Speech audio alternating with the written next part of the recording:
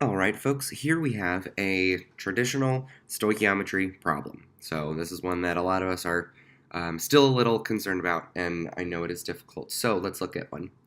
According to the following reaction, how many grams of hydrofluoric acid will be formed upon the complete reaction of 24.1 grams of water with excess silicon tetrafluoride?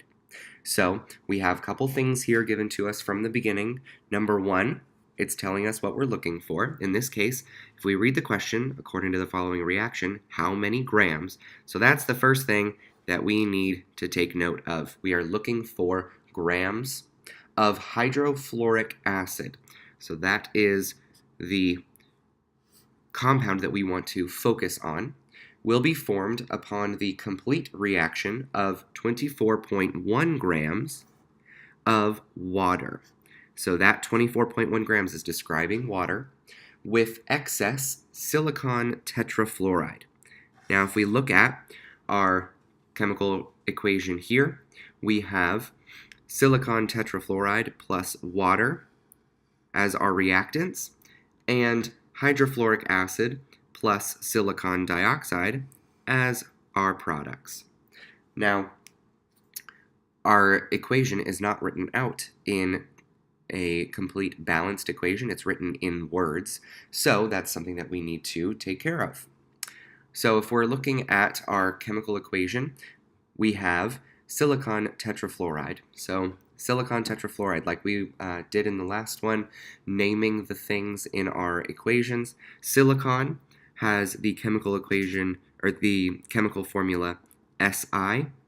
Tetrafluoride tells us that we have 4 fluorines. That is going to be added to water, H2O, which is going to make hydrofluoric acid. Now, in the last one we talked about acids briefly. When we're forming the names of acids, most of the time they are going to start with an H.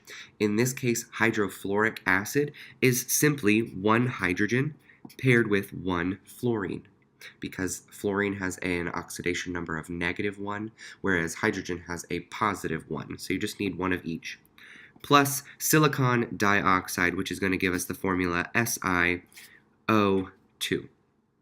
All right, that's our chemical equation. Now, it's not balanced, as you can see, so we're going to need to balance it. So on the left side, I have silicon, fluorine, hydrogen, and oxygen, and I have the same elements present on the right side. So I'm going to make those lists on both sides so that I can compare the numbers of atoms. On the left side, I have 1 silicon, I have 4 fluorines, I have 2 hydrogen, and 1 oxygen. On the right side, I have 1 silicon, 1 fluorine, 1 hydrogen, and 2 oxygens. Okay, so again, we're going to start with whichever one is usually easier to solve and to fix. So in this case, if we look at fluorine, fluorine is only present in one of our compounds on either side, and we have a discrepancy here between the two. So I have 1 on the right, 4 on the left. How can I fix that?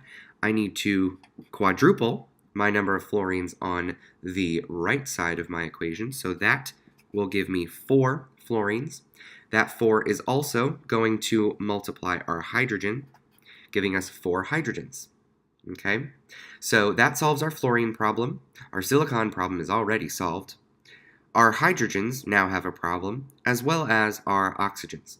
Now, one thing you'll notice is between hydrogen here, this hydrogen is double this hydrogen. This oxygen is double this oxygen. So because both of those two elements are present in our water right here, we can simply double our water, giving us 4 hydrogens and 2 oxygens. There we go. Now our lists match one another on the left and the right side. Okay? So that's the first step in figuring out this general stoichiometry equation. Now, we need to look at how much stuff do we have and what are we going to do with that stuff. So looking back at the question, remember we're looking for grams of hydrofluoric acid is going to be formed upon the complete reaction of 24.1 grams of water with excess silicon tetrafluoride. Now hopefully you remember when we see that word excess, we're going to X it out because that is more than we need. It is not going to affect our reaction. So let's go ahead and list out the information that we know. I'll keep that there for 1 second. So we know that the mass of our reactant is 24.1 grams of water. Okay, that's one thing that we know. We also know that we are looking for grams of hydrofluoric acid. So I'm going to put that down here as what I am looking for. Question mark, grams of hydrofluoric acid. Now, I need to know what's going to get me from point A to point B. Okay, and this is the general stoichiometry equation where we can follow the same train tracks every time when we're going from grams of one substance to grams of another substance. And so that means there are 3 steps that we're going to need. We're first going to need the molar mass of compound A, which is 18.02 grams per mole of water. That's the molar mass of compound A. Then we're going to need the mole ratio between the compound we start with and the compound we are ending with. So we're starting with water, we're ending with hydrofluoric acid. That means we're going to look at our chemical equation to find what the mole ratio is. So if we look at our water and hydrofluoric acid, we have 2 moles of water as a reactant and 4 moles of hydrofluoric acid as a product. So the mole ratio will be 2 moles of water for every 4 moles of hydrofluoric acid. Okay, that's step 2. Now step 3, we're going to need the molar mass of our ending compound, what product we're trying to get to. So the molar mass in this case of hydrofluoric acid, which is 20.01 grams per mole. And you'll recall that the molar masses right here we get from the periodic table. So those are going to be the things that are going to help me get from point A, mass of water, to point B, mass of hydrofluoric acid. All right? So now I'm going to move my problem up. So once you know all the things that you're going to need, remember for me, I use the train tracks. If you want to use a different process, that's fine. We start with our initial mass of water, which was 24.1 grams of H2O. Okay, so I'm going to begin with that in my train tracks and go ahead and draw that out so that I know where I am going. And when I know where I'm going, I should also fill that in so that I end up with that. Okay, so in the end, I want to end up with grams of hydrofluoric acid as a result. Okay, so I want to get rid of my unit of grams of water, and so the only way that I can do that is by converting my water to moles. Because if I convert grams of water to moles of water, then I can convert moles of water to moles of hydrofluoric acid. And then I can convert moles of hydrofluoric acid to grams of hydrofluoric acid. All right? So I'm going to take my molar mass, and I'm going to use that next. Now I want to follow my units, so if I start with grams on top, I need to put grams of water on the bottom so that they cancel each other out. And we're converting that to moles of water. If I use my numbers and follow my units, I remember that 18.02 grams is equal to 1 mole of water. So that will cancel out our unit of grams.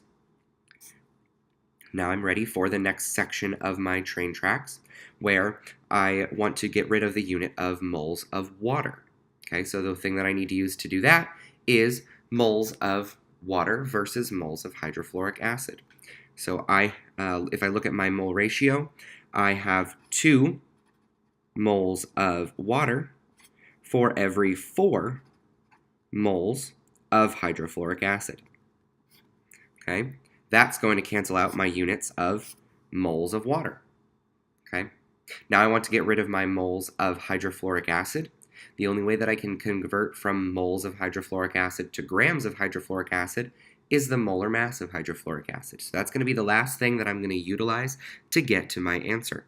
So I bring my moles of hydrofluoric acid down here, moles HF, and that 1 mole of hydrofluoric acid is equal to 20.01 grams of hydrofluoric acid.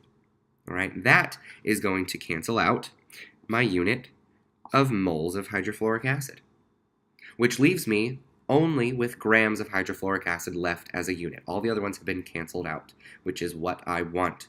So in order to figure out what all that equals, I need to multiply 24.1 times 1 times 4 times 20.01 divided by 18.02 and divided by 2. If I complete those calculations, then I end up with a total of 53.5 grams of hydrofluoric acid. And that is our total grams of hydrofluoric acid, which if we look up here, is exactly what our question was looking for. So I can fill in 53.5 grams of hydrofluoric acid. And one last note that I want to point out is if you'll notice, my answer has 3 significant figures in it, which matches the 3 significant figures of the information I was given in the question. That is essential for these questions.